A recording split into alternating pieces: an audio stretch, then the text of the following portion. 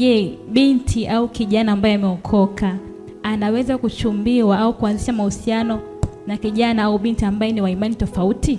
Dada alikuwa anasema sisi tuliookoka, je, tunaweza tukawa na uchumba na mtu ambaye imani tofauti? Jibu ni hapana, na napigia mstari. Jibu ni nini? Hapana, na nimepigia mstari. Ukishaona tu kwamba huyu ana imani nyingine, kimbia. Yaani toka speed 120. Na sababu ni moja tu. Mapenzi yana nguvu, si ndivyo? Tumekubaliana mapenzi yana nguvu. Ni rahisi sana mtu huyo kukuhamisha moyo wako ukaanza kuabudu miungu mingine. Ni rahisi kabisa. Tena wanawake ndio msijaribu. Na wasisitize. Kwa msisitizo wanawake msifanye nini? Msijaribu. Yaani nyinyi ndio hata mwezi uchukui.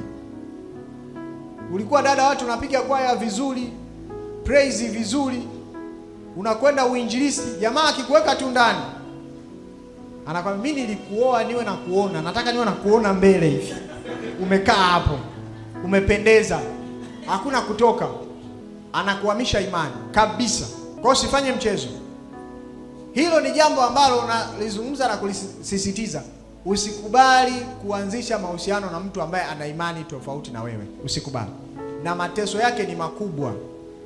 Ukitaka kujua, kawaulize waliofanya hivyo, ambao wameoana, kawaulize. Hata kama unaona wanapendana, kawaulize, watakupa majibu.